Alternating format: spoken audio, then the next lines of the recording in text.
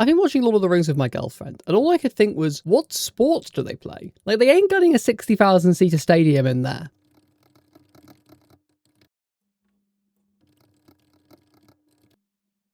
You mean to tell me that no one has come up with Magic Football? A few moments later. I kind of went a little bit mad, and I may or may not have created 7 fantasy sports. And today we're going to see which would fit best into a traditional TTRPG setting. Because there's a lot of tiny details, like how the rules would be affected by magic, and how people from across the world would even view a sport in a fantasy world, that makes this not as easy as you think. The first one is a grappling sport similar to judo, but my idea is this one comes from the upper circles of society. And in it, using magic is specifically banned. You have to use just your muscles. It's ungentlemanly to use, psionic abilities. My idea is that this one takes a little bit after boxing, in the fact that the tradition until recently, you allowed the worst gentleman to attempt a grapple upon you. He would then hopefully fail if you're a good fighter, and then you would attempt to grapple, and you would basically take turns. That is until recently, when someone coming up from the other sports discipline, street fighting, decided to kind of flaunt these gentlemanly practices.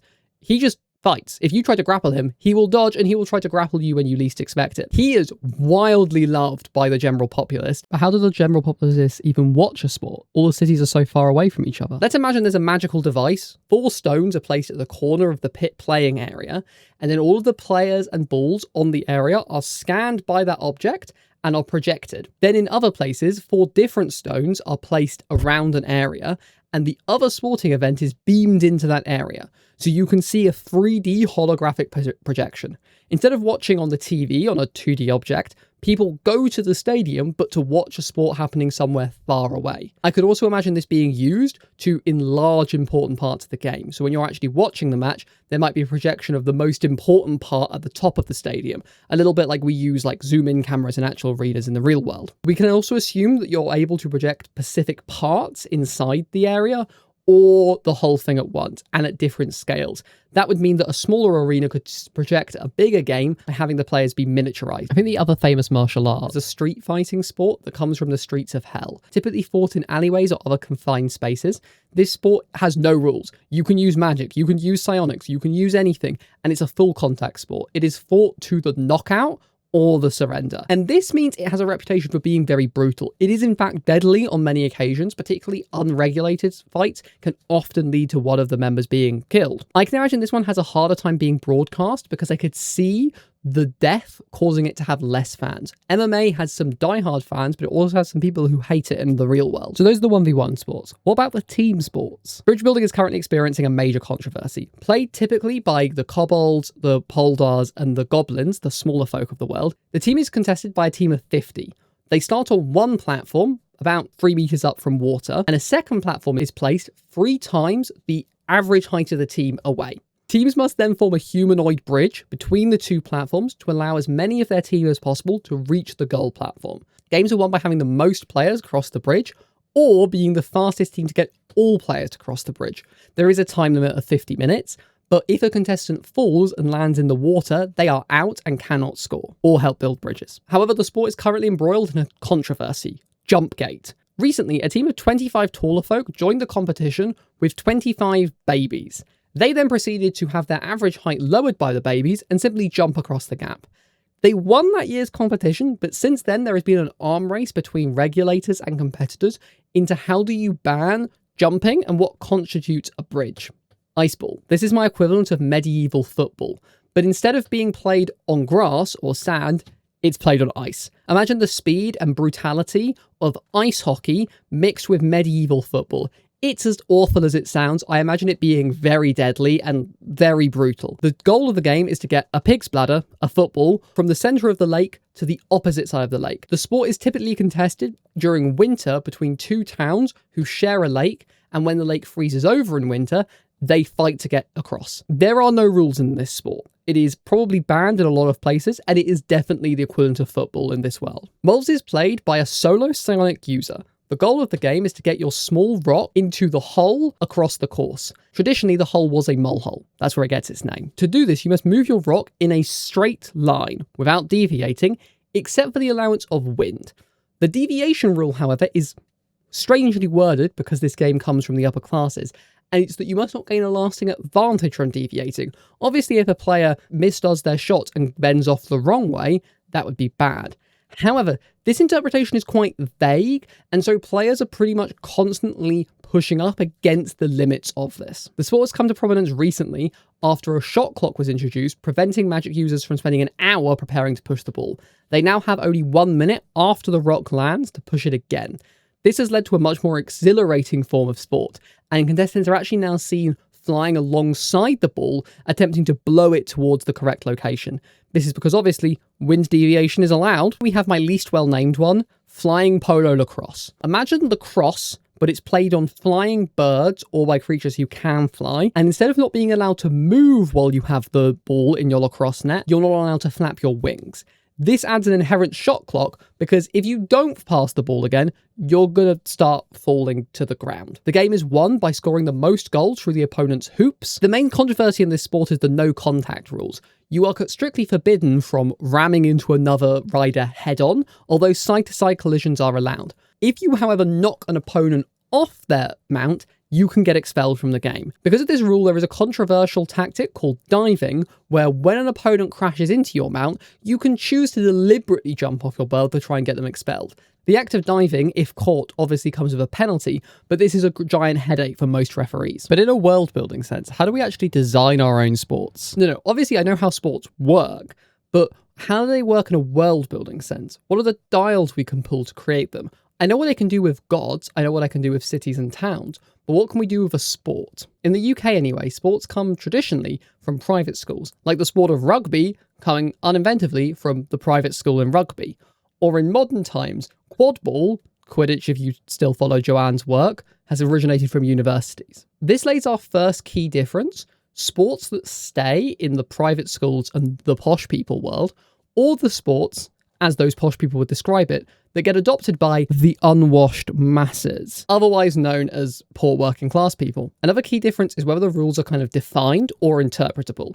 If you watch a sport like snooker, it's pretty obvious if the ball is in the pocket or not. But if you ask a football fan how they thought the refereeing was that game, I guarantee you that in every match, every fan will have one call they thought the referee got wrong. That's because football rules aren't clear, they're interpretable. Finally, with the number of players per team, obviously the minimum was 1, but the maximum in our real world is 18 for Australian football. I can imagine in a fantasy world we could go much higher than that in different sports. That's a sport, but how does that become something which is professionalised, which has leagues, which has huge fan bases?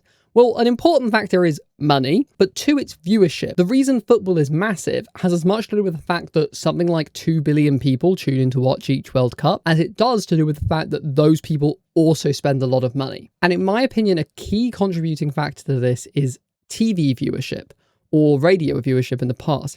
Can you watch the game without having to go to the game? That allows you to be a fan of a team far away. That allows you to be a fan and watch a team far away, or a fan of a team in a different country. That ability to watch something far away also allows just more people to watch it. You're not limited by the number of people you can get in a stadium. Okay, now we know how sports work. Which of them would be the World Cup of this world? I can imagine our posh martial art probably has a similar trajectory to something like boxing, in that there are individual fights which are streamed to great fanfare, but they are not regular competitions as such. I think street fighting would probably be quite indie still. I can't imagine it becoming a mainstream thing on TV. Partly because a community of people who are used to fighting in back alleys, I can't imagine would embrace large-scale publicity. And I think it would be difficult to get widespread appeal to a sport which regularly sees participants killed. I think the biggest limitation to ice ball would be the length and scale of matches. Given these are entire towns competing, teams could probably range up to 200. That means there's going to be so much happening on the ice field at any time, so many different fights and so many different spells and abilities happening. I can see it being very difficult to get any kind of consistent viewing experience from it. However, cricket does exist, so perhaps there would be some niche interest in larger sports fields, where you might go and there might be a larger family event and other things going on as well as the sport. I can see it being very good for beaming, because if you're able to get a bird's eye view of the entire lake, I could see that being a better viewing experience. I also like the idea of it taking on a position similar to the US University Bowl system for college football, where there are individual events which get a lot of fanfare each year. So for instance, there might be 2 towns that sit either side of a lake that typically has quite a greenish colour, and that is kind of a regular event in and of itself without there being a major league or anything like that. I think Mols has a place to be kind of similar to golf and tennis in that there are major events and a consistent circuit, but they don't get the major fanfare for every single one of those events. Instead, they're being more focused on these larger major events.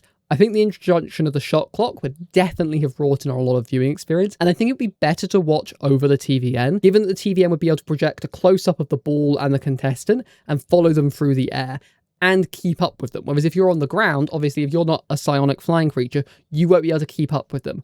I think that could lead to a slightly weird dynamic where the fans who go and see it in person have a very different relationship to the fans who watch it over the TVN. I can imagine a lot of you think I'm going to say that flying lacrosse is the World Cup equivalent, but I think it has some major issues to become something like the Football World Cup. I think the main one is the cost of entry. You need to own your own bird to play this sport, probably multiple. Like if your bird gets injured, you're going to need a new one. I think that makes it have a position more similar to F1. For most people, I reckon it'll be a posh person's sport. It's probably really dangerous. If you do get knocked off your bird at a high height and you're not someone who can fly, if no one catches you, you could probably die in that sport.